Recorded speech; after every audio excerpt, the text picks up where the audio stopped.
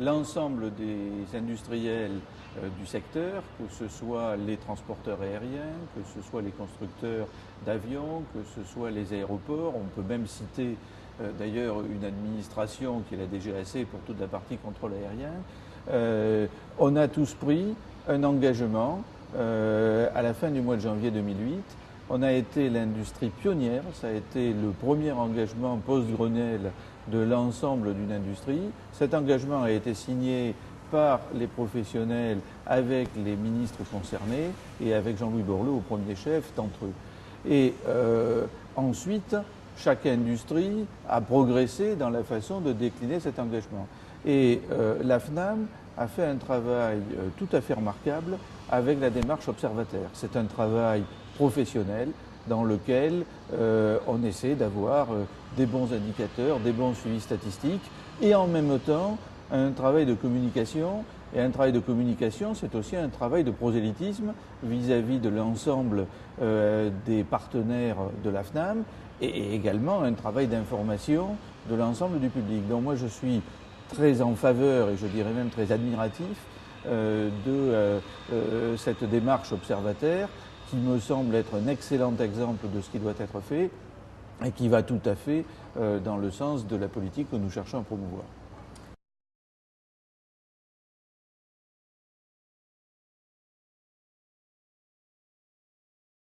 Dans la recherche, il y a quelque chose de très cher qui sont les démonstrateurs technologiques.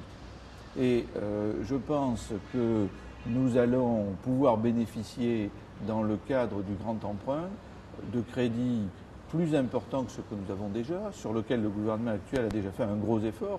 On a pratiquement doublé les crédits de recherche aéronautique par rapport à la période précédente. Mais j'espère qu'en plus, on va pouvoir faire un grand pas sur le financement d'un certain nombre de démonstrateurs pour des avions plus électriques, plus légers, pour des moteurs moins consommateurs. Nous avons aussi les modernisations de la navigation aérienne, avec le programme César, avec les FAB, qui devraient nous permettre d'arriver à réduire les routes, d'arriver à choisir des trajectoires optimisées, d'arriver à faire voler les avions au niveau dans lequel les vents vont être les plus efficaces. Il ne faut pas s'attendre à des gains fantastiques, mais avec 2% par-ci, 5% par-là, on peut faire 10 à 15% au total.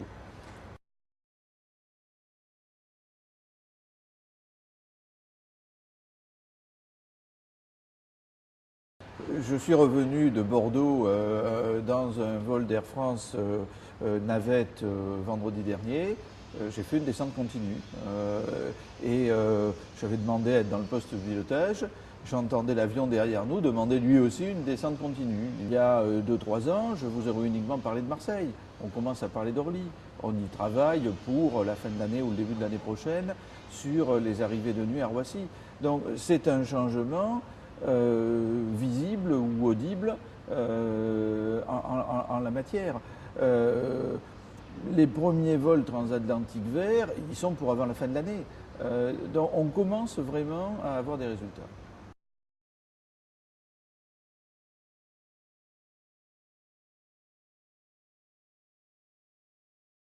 On force le secteur à économiser 3% ou 5% du carbone. Alors il faut voir comment se fait cette économie. Cette économie se fait a priori par un achat d'un permis d'émission carbone. Ça ne ressemble pas à une économie. Ce qu'il faut voir, c'est ce qu'on fait avec l'argent de ce permis d'émission carbone. Ce qu'on fait avec ça, c'est qu'on va financer des économies d'énergie pour un montant de carbone exactement égal dans d'autres secteurs d'activité ou dans d'autres pays. L'idée, c'est que le transport aérien a déjà fait beaucoup, continue à faire des efforts, mais les grands progrès viendront un peu de changement dans l'exploitation des avions, mais surtout du changement des avions eux-mêmes. Un nouvel avion comme la 380 a des performances extraordinaires. Il consomme moins de 3 litres au 100 par passager, c'est-à-dire à peu près comme une berline, une 504 par exemple, il y a 20 ans.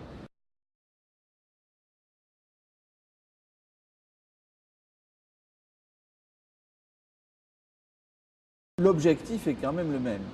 Alors après, la différence, c'est que quand on est sur des systèmes de grande consommation avec un grand nombre de petits consommateurs, aucun consommateur n'a un poids direct sur les grands choix stratégiques. Donc c'est beaucoup plus par des choix individuels de consommation en allant chercher des produits qui vont être un peu moins taxés parce que leur empreinte carbone est plus faible, qu'on va avoir des résultats. Et ça, c'est typiquement la question de la taxe carbone. Au contraire, quand on est dans une grande industrie à assez peu d'acteurs, comme le transport aérien, c'est plus intéressant de donner le choix de leur stratégie à chaque acteur.